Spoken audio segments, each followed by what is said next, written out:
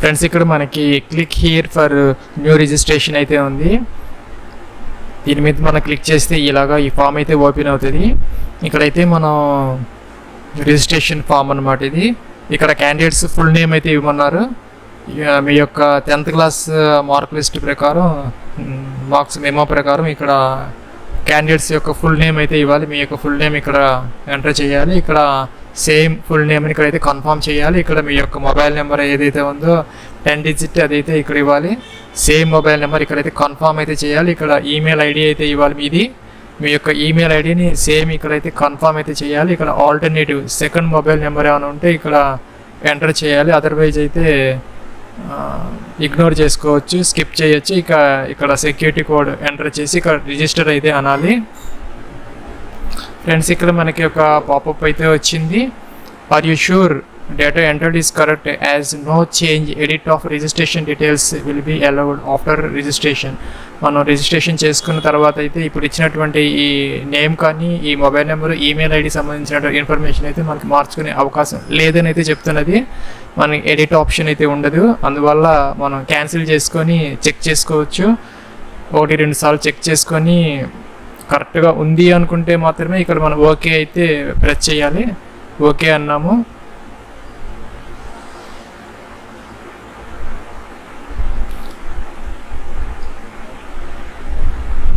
Friends ఇక్కడ మనకి registered successfully important your email ID user ID is your email ID అని వచ్చింది. ఇంకా పాస్వర్డ్ అయితే has been sent to your registered email ID అని వచ్చింది.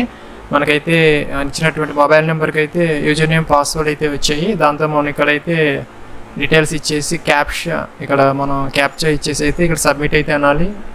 ఫ్రెండ్స్ ఇక్కడ మనకి నెక్స్ట్ ఫామ్ అయితే ఇలాగే వచ్చింది. అప్డేట్ పాస్వర్డ్ అని వచ్చింది. మనకి మనం ఇక్కడ కరెంట్ పాస్వర్డ్ అయితే ఇవ్వాలి. మనకి ఈమెయిల్కి మొబైల్కి వచ్చిన పాస్వర్డ్. ఇక్కడ మన న్యూ పాస్వర్డ్ ఏది కావాలంటే అది మనం ఇక్కడైతే చూజ్ చేసుకొని ఇక్కడైతే new password should have minimum 8 alpha numeric characters అని ఇచ్చింది. అలాగే మనం సెట్ చేసుకొని క్యాప్చా ఇచ్చి అయితే అప్డేట్ చేసుకోవాలి.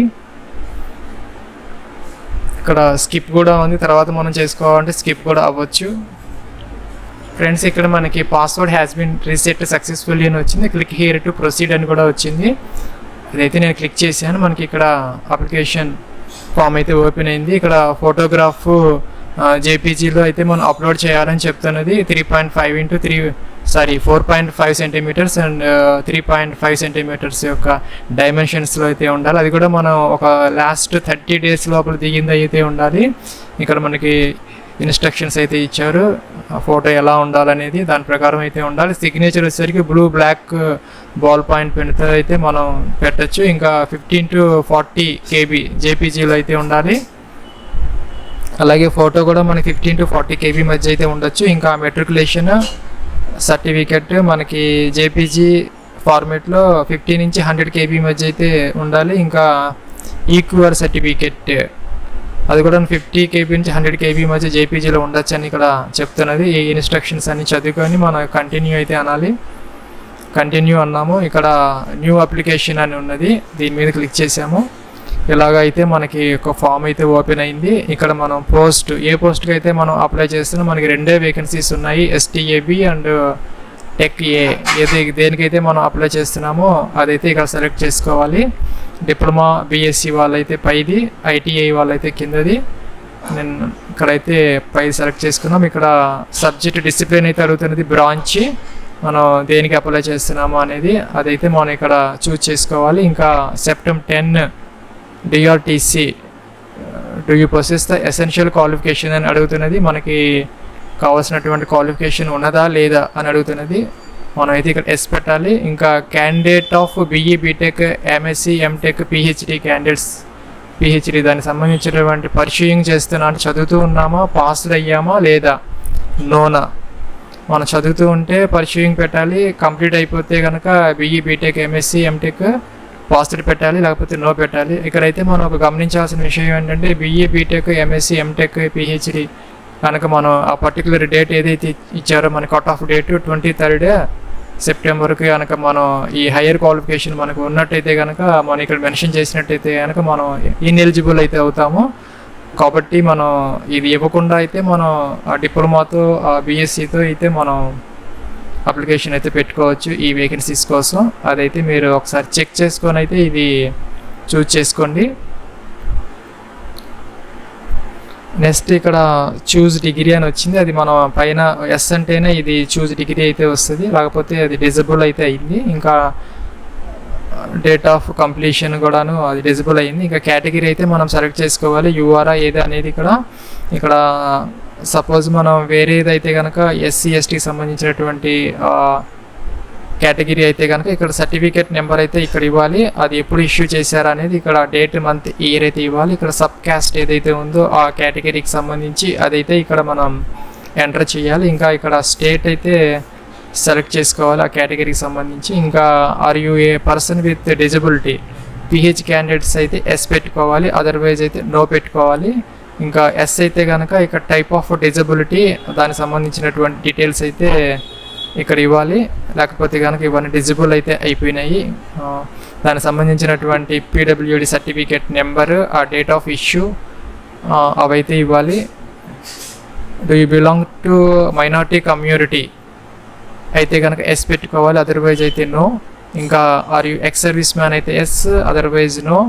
ఎస్ అయితే కనుక దానికి సంబంధించినటువంటి జాయినింగ్ డేట్, డిశ్చార్జ్ డేట్, ఇంకా కూడాను మనకి పీరియడ్ ఆఫ్ సర్వీస్ రెండర్డ్, ఎన్ని సంవత్సరాల, ఎన్ని నెలల, ఎన్ని రోజులు మనం వర్క్ చేసాము అనేది ఇక్కడైతే ఇవ్వాలి. ఇంకా మనం ఎక్స్ సర్వీస్ మ్యాన్ ఆల్రెడీ మనం ఈ ఎంప్లాయ్మెంట్ ఆపర్చునిటీస్ ఉన్న కనుక ఆ బెనిఫిట్ని మనం రిజర్వేషన్ని పొందుంటే కనుక ఎస్ పెట్టుకోవాలి, అదర్వైజ్ అయితే నో పెట్టాలి. ఇవన్నీ కూడా ఎక్స్ సర్వీస్ మ్యాన్ సంబంధించినటువంటి options. Are you disabled defence service personnel, are you disabled defence service personnel అయితే కనుక ఎస్ పెట్టుకోవాలి, అదర్వైజ్ అయితే నో పెట్టాలి. ఇంకా ఇక్కడ are you person with who had ordinarily been domiciled the state of Jammu Kashmir అయితే yes పెట్టాలి, అదర్వైజ్ అయితే నో పెట్టాలి. ఇంకా ఇక్కడ are you government servant, government job చేస్తూ ఉంటే ఎస్ పెట్టాలి, అదర్వైజ్ అయితే నో పెట్టాలి. ఇంకా ఇక్కడ regular continuous government service, department of crucial date of eligibility, అది అయితే మనకి ఇక్కడ ఎస్ పెడితేనే ఎవరైనా జాబ్ చేస్తూ ఉంటే గవర్నమెంట్ జాబ్ ఈ డీటెయిల్స్ ఇవ్వాలి, అదర్వైజ్ అయితే అవన్నీ డిజిబుల్ అయిపోయినాయి. ఇంకా ఇక్కడ ఐడెంటిటీ ప్రూఫ్కి సంబంధించి మనకి Aadhaar card, driving licence, PAN, passport, voter ID, ఇంకా ఎనీ అదర్ ఫోటో అని ఇచ్చింది. మనం ఏదైతే సెలెక్ట్ చేసుకుంది అదైతే మనం ఇక్కడ డీటెయిల్స్ అయితే ఇవ్వాలి. ఇంకా నేషనాలిటీ ఇండియన్ అయితే వచ్చింది. ఇంకా ఇక్కడ certificate of eligibility issued by government of India, certificate number, date of issue అయితే అడుగుతున్నది ఇక్కడ. అయితే ఇవి రెండు మనకి ఇక్కడ డిజిబుల్ అయితే అయ్యాయి. ఇక్కడైతే మన పాన్ నెంబర్ మనం ఏదైతే సెలెక్ట్ చేసుకున్నా ఆ నెంబర్ అయితే ఇక్కడ ఇవ్వాలి. ఇంక ఇక్కడ సర్టిఫికేట్ నెంబర్ డిజిబుల్ అయింది, డేట్ ఆఫ్ ఇష్యూ కూడా డిజిబుల్ అయింది. ఇంకా విజిబుల్ మార్క్ ఆఫ్ ఐడెంటిఫికేషన్, మనకి 10th మార్క్ మెమోలో మనకి మార్క్స్ ఉంటాయి కదా, మోల్స్, దానికి సంబంధించినటువంటి విజిబుల్ మార్క్ ఆఫ్ ఐడెంటిఫికేషన్ అయితే ఇవ్వాలి. ఇంకా మనకి ఇక్కడ ఫిజికల్ మెజర్మెంట్ అంటే హైట్ అయితే ఇవ్వాలి మన సెంటీమీటర్స్లో, 157, 167 అలాగా మన వెయిట్ అయితే ఇవ్వాలి. మీ యొక్క ఫిజికల్ వెయిట్ అయితే ఇక్కడ ఇవ్వాలి, మీ యొక్క హైట్ అయితే ఇక్కడ సెంటీమీటర్స్లో ఇవ్వాలి, వెయిట్ ఏమో కేజెస్లో అయితే ఇవ్వాలి. ఇంకా ఇక్కడ ఎగ్జామినేషన్ సెంటర్ చూజ్ చేసుకోమంటున్నారు, 3 చాయిసెస్ లిస్ట్లో వచ్చింది ప్రకారం. ఫ్రెండ్స్ ఇక్కడ మనకైతే ఎగ్జామినేషన్ సెంటర్ 1 అయితే ఇక్కడ చూపిస్తున్నది సిటీస్ మనకి, దానికి సంబంధించి మనకి విజయవాడ, విశాఖపట్నం అవైతే ఉన్నాయి. ఇక్కడ హైదరాబాద్ కూడా ఉంది. మనం అయితే ఇవైతే మనం సెలెక్ట్ చేసుకోవాలి. నెక్స్ట్ ఇక్కడైతే డేట్ ఆఫ్ బర్త్ అయితే ఇవ్వాలి, యాజ్ పర్ 10th మెమో అనమాట. డే, మంత్, ఇయర్ అయితే ఇక్కడ సెలెక్ట్ చేసుకోవాలి. ఇంకా ఇక్కడ జెండర్ మేల్, ఫీమేల్ అయితే ఇవ్వాలి. ఇంకా ఇక్కడ మీ యొక్క ఫాదర్ నేమ్ ఏదైతే ఉందో అదైతే ఇక్కడ ఇవ్వాలి. ఇక్కడైతే మీ యొక్క మదర్ నేమ్ అయితే ఇవ్వాలి 10th మార్క్ మెమో ప్రకారం. ఇక్కడ అడ్రస్ ఫర్ కరస్పాండెన్స్ అయితే ఇక్కడ మనం లైన్ 1 అయితే ఇవ్వాలి, మీ ఫ్లాట్ నెంబర్ అవి అయితే డీటెయిల్స్ అన్నీ ఇవ్వాలి. ఇక్కడ మీ యొక్క డిస్ట్రిక్ట్, జిల్లా అయితే ఇక్కడ ఎంటర్ చేయాలి. ఇక్కడ స్టేట్ అయితే సెలెక్ట్ చేసుకోవాలి. ఇక్కడ పిన్ కోడ్ అయితే ఇవ్వాలి. ఇంకా పర్మనెంట్ అడ్రస్ కూడా సేమ్ అయితే టిక్ ఆన్ చేయాలి, అదర్వైజ్ అయితే ఇవి కూడా ఎంటర్ చేయాలి డిఫరెంట్ అయితే కనుక. ఇంకా ఇక్కడ I here by give my consent to publish my score and rank of examination. ఇదైతే వీళ్ళు అడుగుతున్నారనమాట. మనకు ఎన్ని మార్క్స్ వచ్చాయి, ఇవి వాళ్ళ దీంట్లో అయితే మన డీటెయిల్స్ని పబ్లిష్ చేయడానికి మనం ఒప్పుకుంటున్నామా లేదా అనేది అడుగుతున్నారు. దానికి మనం అగ్రీ అయితే ఎస్ పెట్టుకోవాలి. ఇంకా ఇక్కడ ఫీజు అయితే 100 రూపీస్ అయితే చూపిస్తున్నది. మనం సేవ్ నెక్స్ట్ అనాలి. ఫ్రెండ్స్, ఇక్కడ మనకి నెక్స్ట్ ట్యాబ్లో అయితే ఇక్కడ 10th క్లాస్ మెట్రికులేషన్ సంబంధించినటువంటి రోల్ నెంబర్ అయితే అడుగుతుంది. ఇక్కడ నెక్స్ట్ ఇన్స్టిట్యూట్ బోర్డు అనమాట. ఇంకా ఇక్కడైతే మనకి date of passing, day, month, year అయితే ఇవ్వాలి. ఇంకా ఇక్కడ అగ్రిగేట్ మార్క్స్ అయితే ఇవ్వాలి. ఇక్కడ మ్యాక్సిమం మార్క్స్ సపోజ్ 600, 500 అలాగైతే ఇవ్వాలి. ఒకవేళ సిజిపిఏ అయితే కనుక టోటల్ సిజిపిఏకి మీకు ఎంత సిజిపిఏ అప్టెండ్ అయితే ఇక్కడ ఇవ్వాలి.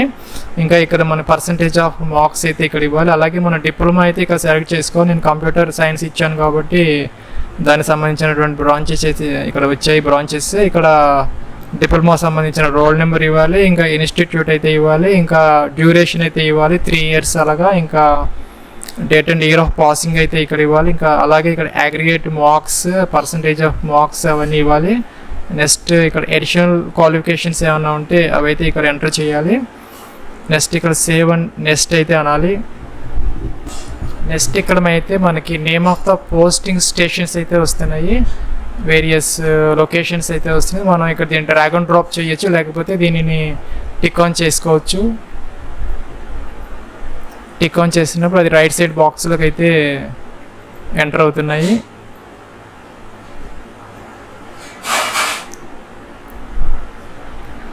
ఫ్రెండ్స్, నేను ఇక్కడైతే అన్ని టిక్ ఆన్ చేసి ఇక్కడికి వచ్చాయి. మనం ఇక్కడైతే ప్రిఫరెన్స్ అయితే మనం డ్రాగ్ అండ్ డ్రాప్ చేసుకోవచ్చు. సపోజ్ మనకి ఇక్కడ బెంగళూరు ఉందనుకో, బెంగళూరు మనం ఇక్కడగా పట్టుకొని ఇలా అయితే డ్రాగ్ అండ్ డ్రాప్ చేసుకోవచ్చు. అలాగా మనం సీక్వెన్స్ అయితే మనం ఇక్కడైతే ఇవ్వచ్చు.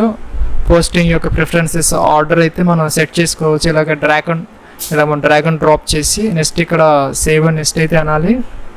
నెక్స్ట్ మనకి ఇక్కడైతే ఇలాగ వచ్చింది. మన ఫోటోగ్రాఫ్ ఆఫ్ ద క్యాండిడేట్ అయితే మనం జేపీజీలో 15 to 40 KB మధ్య అయితే అప్లోడ్ చేయాలి. ఇంకా ఇక్కడ సిగ్నేచర్ ఆఫ్ ద క్యాండిడేట్ ఏదైతే ఉందో 15 to 40 KB అయితే ఇక్కడ అప్లోడ్ చేయాలి. ఇంకా ఇక్కడ ఏజ్ ప్రూఫ్ 10th క్లాస్ ఏదైతే ఉందో 50 to 100 KB జేపీజీలో అయితే అప్లోడ్ చేయాలి. ఇంకా డిప్లొమా సర్టిఫికేట్ జేపీజీలో అయితే మనం 50 నుంచి 100 KB మధ్య అయితే అప్లోడ్ చేసి ఇక్కడైతే మనం ఈ క్యాప్చర్ ఇచ్చి అయితే సేవ్ అండ్ నెక్స్ట్ అనాలి. ఫ్రెండ్స్, మనకి ఇక్కడ నెక్స్ట్ అయితే ప్రివ్యూ అయితే కనపడుతుంది. అప్లికేషన్ ఫామ్ మన 1కి 4 సార్లు 10 సార్లు అయితే చెక్ చేసుకోవాలి. మనకి ప్రాపర్గా ఇచ్చామా లేదా అనేది.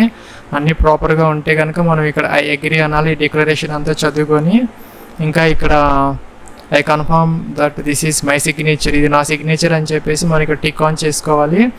ఇది పైనుంచి కింది దాకా మొత్తం ఒకసారి చెక్ చేసుకుని ఏదైనా మోడిఫికేషన్స్ ఉంటే బ్యాక్ వెళ్ళి మనం ఎడిట్ చేసుకోవచ్చు. వన్స్ మనం ఫైనల్ సబ్మిట్ చేసిన తర్వాత అయితే మనకి మోడిఫికేషన్ చేసుకునే అవకాశం ఎట్టి పరిస్థితిలో ఉండదు. కాబట్టి మనం బ్యాక్ వెళ్ళి ఏదైనా మోడిఫికేషన్స్ ఉంటే చేసుకోవాలి. లేకపోతే కనుక ఇక్కడ మనం ఫైనల్ సబ్మిట్ అనాలి. మళ్ళీ ఇక్కడ please confirm photo signature I agree proceed final submit అని వస్తున్నది.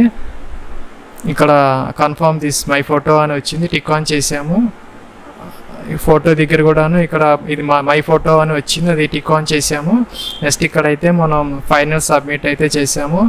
ఆర్ యూ షూర్ అని అడుగుతున్నది. Once you submit application finally any field in the application will be non editable, do you want to proceed అని అడుగుతున్నది. మనం ఇక్కడ కూడా మనకు అవకాశం అయితే ఉన్నది. క్యాన్సిల్ చేసుకొని బ్యాక్కి వెళ్ళి ఎడిట్ చేసుకోవచ్చు, లేదంటే ఓకే అనాలి. మనకి ఇక్కడ ఫీజు అయితే 100 రూపీస్ అయితే అడుగుతున్నది. ఇలాగైతే మనం ఫీజు అయితే పే చేయాలి. క్యాప్చా ఇచ్చేసి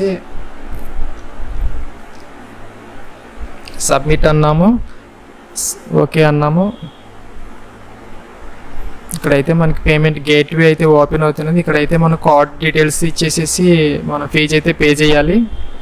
ఇక్కడైతే మనం ఫీజు పే చేసిన తర్వాత అయితే మనం లాగిన్ అయితే ఇలాగైతే వస్తున్నది. మనకి అప్లికేషన్ నెంబర్ వస్తున్నది, post name so application status completed అని వచ్చింది, పేమెంట్ స్టేటస్ పెయిడ్ అని వచ్చింది, ఇంకా ట్రాన్సాక్షన్ ఐడి వచ్చింది, ఇంకా లాస్ట్ మోడిఫై డేట్ వచ్చింది. ఇక్కడ ప్రింట్ అప్లికేషన్ అయితే ఉంది. మనం ఈ ప్రింట్ అప్లికేషన్ అయితే మనం ప్రింట్ తీసుకోవాలి. ఇక్కడైతే మనకి ప్రింట్ ఆప్షన్ అయితే ఉన్నది. ప్రింట్ అప్లికేషన్ అంటే ప్రింట్ అయితే వస్తుంది. ఇది ఫ్రెండ్స్ మనకి DRDOకి సంబంధించి September 10, 1901 వేకెన్సీస్ సంబంధించి ఫుల్ అప్లికేషన్ ఆన్లైన్ ప్రాసెస్.